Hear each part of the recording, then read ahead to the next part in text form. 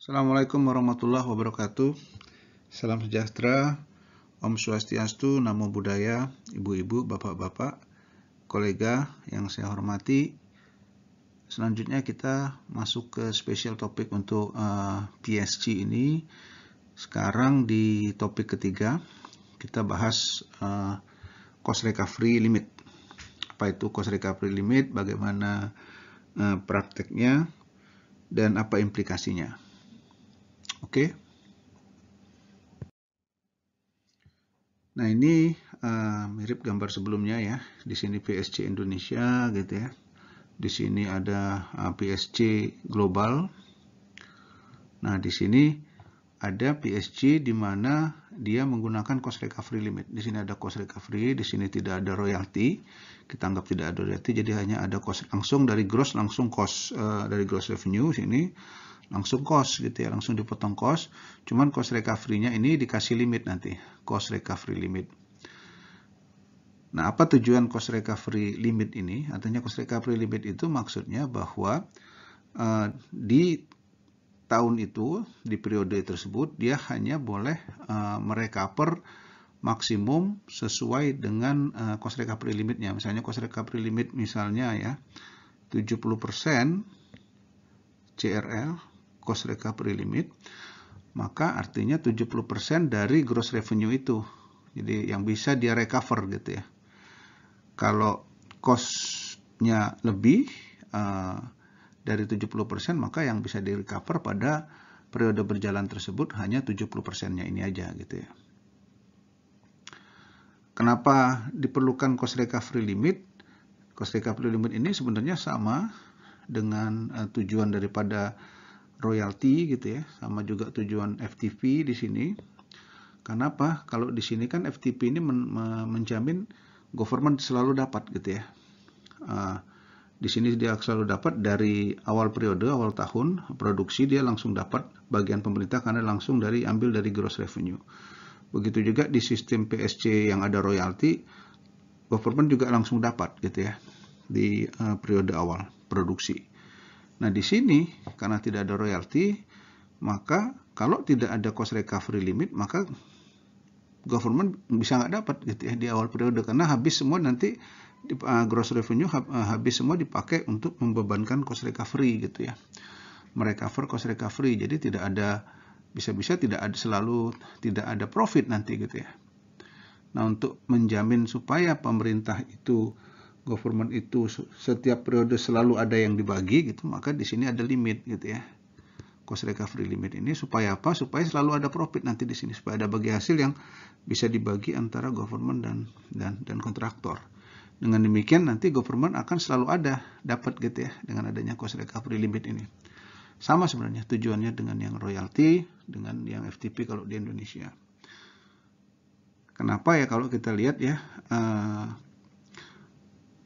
di cost recovery itu kan baru akan diperoleh kan setelah ini ya. Jadi kalau kita lihat di tahapan siklus oil and gas upstream itu kan kita mulai eksplorasi, kemudian pengembangan. Di sini kan biaya-biaya keluar, dolar gitu ya.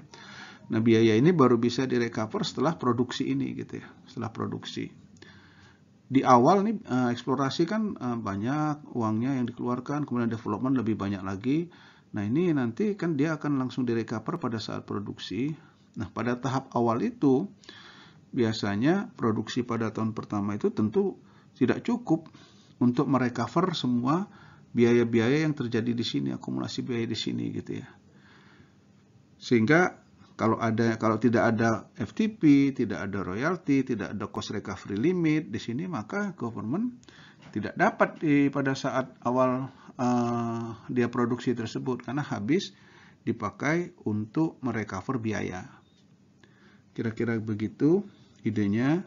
Nah, kemudian kita seperti biasa kita pakai ilustrasi ya supaya jelas. Oke.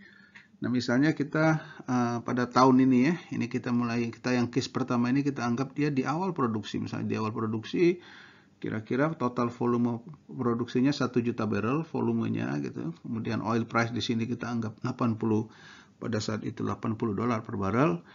Kemudian akumulasi cost ini katakanlah 200 juta gitu ya. Tentu nanti ada bagian yang akan jadi CAPEX yang pembebanannya lewat cost recovery lewat depresiasi, tentu berbeda gitu ya nanti. Cuman ini untuk penyederhanaan kita anggap total cost-nya 200 juta di sini gitu ya, untuk simplifikasi.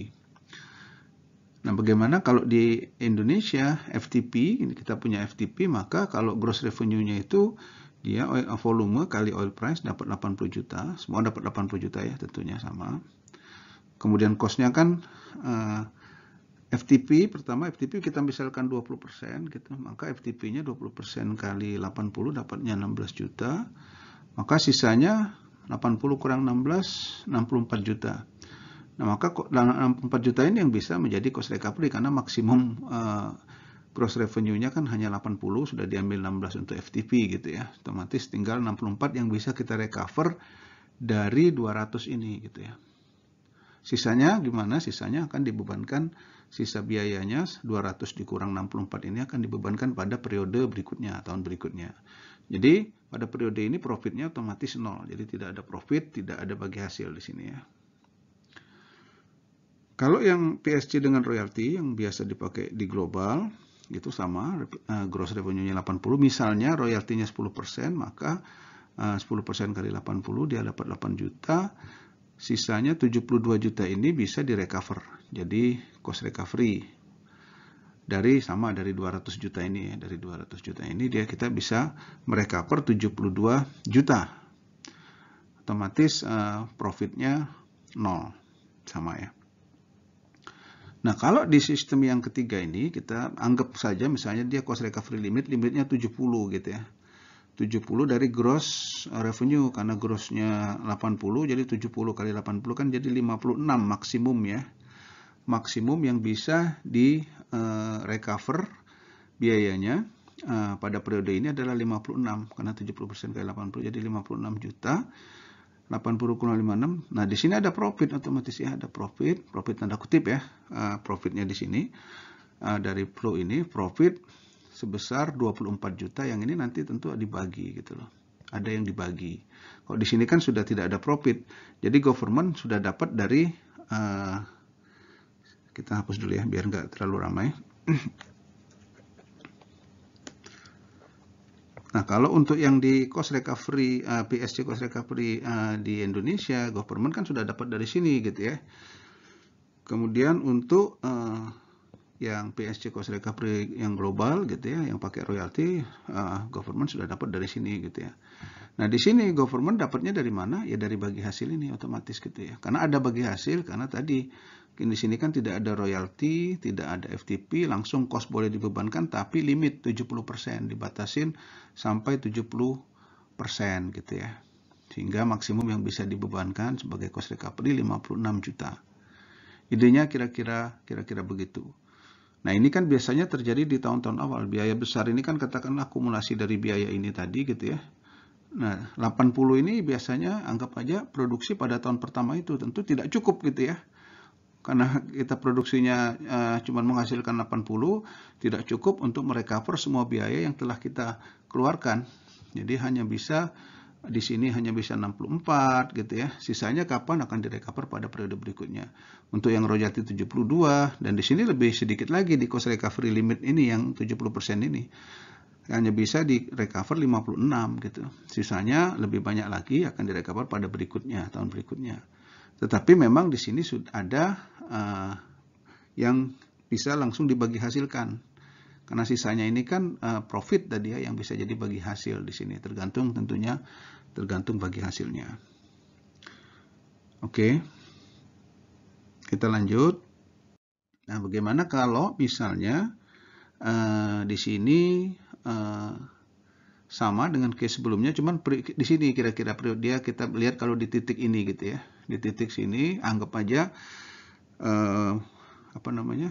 biaya-biaya yang depresiasi tadi sudah dibebankan semua. Jadi ini tinggal OPEX lah, katakanlah di sini tinggal OPEX misalnya gitu ya, operating expense gitu ya, depresiasi sudah direcover semua. Jadi misalnya di sini OPEX-nya 40 juta, maka di sini kalau kita lihat ya sama dengan yang tadi misalnya produksinya masih 80, katakanlah asumsi aja di sini ya, ininya sama 16, maka tentu cost-nya bisa direcover semua karena sisanya masih ada gitu ya. Ada profit 24 juta kalau kita kurang-kurangkan. Di royalti juga gitu sama, 88 gitu kan, cost-nya bisa dibebankan semua 40 itu gitu ya, 40. Nah, ada profit 32 sisanya nanti dibagi hasilkan. Nah, di cost recovery limit, nah ini yang penting gitu ya. 70% tadi kan maksimum kan 56 ya. Karena dikali dengan 80 ini. Karena cost-nya cuma 40 di sini, maka semuanya bisa dibebankan 40 gitu ya. Jadi walaupun cost recovery limit, kalau misalnya cost recovery limitnya itu 70% dari gross revenue itu lebih lebih besar dari cost-nya, tentu semuanya bisa dibebankan. Jadi tidak terlalu pengaruh itu. Kalau dalam case seperti ini cost recovery limit itu tidak ngaruh dia, karena langsung semuanya bisa dibebankan. Oke, karena profit sama ininya masih di atas cost recovery limitnya. Nah, bagaimana kita lihat ini kan case kalau misalnya cukup besar gross revenue-nya ya, sehingga nggak pengaruh gitu, walaupun 70% dari gross revenue itu cost recovery-nya masih di bawah itu, jadi nggak pengaruh sama sekali cost recovery limit itu. Nah, bagaimana kalau gross revenue-nya rendah? Kenapa rendah? Misalkan harga turun gitu ya, harga minyak turun misalnya. Oke, kita lihat di ilustrasi berikutnya. Nah, ini case harga minyak turun misalnya, dia sama di periode tinggal OPEC. Nah, harganya kita asumsi turun jadi 50, kalau sebelumnya tadi kan 80. Maka grossnya kan tinggal 50, kalau kita kalikan gitu ya, 50 juta, 50 juta dolar, 50 juta dolar. Sama flow-nya 20% dari 50, 10 untuk FTP, sisanya 40 bisa dibebankan semua. Kalau di cost rec gitu ya, PSG Indonesia, ini juga bisa cost rec PSG global bisa dibebankan semua gitu ya, sama tetap 10% asumsinya. Nah, bagaimana dengan di sini gitu ya, yang di cost recovery limit yang jadi topik kita ini. Cost recovery limitnya 70% dari 50 itu kan 35 ya. Maka maksimum 35 juta yang kita bisa bebankan. Tidak bisa 40 juta, walaupun cost kita 40 juta gitu ya. Tapi yang kita bisa bebankan hanya 35 juta karena tadi cost recovery limitnya 70%. Tapi otomatis di sini profitnya jadi besar 15 gitu ya. Nah, ini nanti akan dibagi hasil antara government dan kontraktor. Nah, itu kira-kira prinsipnya. Memang kalau pas lagi harga turun gitu, cost recovery limit ini akan terasa gitu ya, akan membatasi. Tetapi kembali 5 ini kan costnya 30, yang bisa di recover tahun ini 35 karena adanya cost recovery limit itu, sisanya 5 itu dibebankan ke tahun berikutnya. Jadi nggak hilang gitu ya, tentu aja kan, karena konsep dari cost recovery limit ini kan hanya untuk menjamin supaya pemerintah dapat signifikan di setiap periode lah gitu ya. Oke, nah ini coba ilustrasi kasus ya di suatu negara misalnya gitu. Oke, kita lihat. Nah, ini ada satu kasus ya, waktu tahun 2010 itu cukup rame gitu, banyak juga ditulis di media, kasus di Kazakhstan gitu ya, lapangan Kasagan misalnya gitu. Ini bagus juga untuk kita bicara desain dari fiskal. Nah, di sana ada cost recovery limit 80% gitu ya. Jadi kalau misalnya gross revenue 100, otomatis kalau cost recovery limitnya 80% gitu, maka dia bisa dapat 80, sisanya kan profit 20 gitu loh, bisa dibagi. Nah, permasalahan di sana itu adalah profitability base gitu ya, profitability base sistemnya, di mana profitability di mana kan lebih besar kontraktor tuh di awal besar sekali 90% gitu mereka dapat, sementara negara 10% gitu ya. Jadi 90% 18 gitu ya, sementara negara 2. Jadi kalau kita lihat di sini bahwa negara dapatnya hanya 2%. Waktu itu yang ramai kan lapangan ini sangat besar, salah satu penemuan terbesar di dekade terakhir waktu itu lapangan tersebut. Sementara negara dapatnya cuma 2% dari gross revenue ini gitu ya. Nah, cukup ramai waktu itu. Apalagi developmentnya waktu itu molor gitu, sehingga cost-nya kan jadi besar juga karena development harusnya on stream di sini, misalnya molor jadi ke sini gitu ya. Sehingga periode ininya lebih lama lagi karena cost recovery, karena cost-nya kan jadi besar karena di sini gitu ya. Dengan demikian negara akan cukup lama memperoleh hanya 2% ini untuk lapangan yang sangat besar. Sehingga waktu itu terjadi dispute gitu ya dengan kontraktor mereka, cukup banyak dibahas di paper-paper di jurnal-jurnal gitu ya, bagaimana mendesain fiskal itu supaya tidak menjadi obat yang salah, kira-kira begitu ya. Jadi memang kalau di sistem fiskal design itu prinsipnya one size fits all model does not exist gitu ya. Tidak ada fiskal yang baik semua untuk semua. Jadi tentu kita harus mempelajari dalam desain tersebut, jangan sampai nanti salah resep gitu ya. Ini contoh-contoh waktu itu dianggap salah resep karena untuk lapangan paling besar negara kok hanya dapat 2% dan cukup lama waktu itu, sehingga ada minta renegosiasi waktu itu dari pemerintahnya.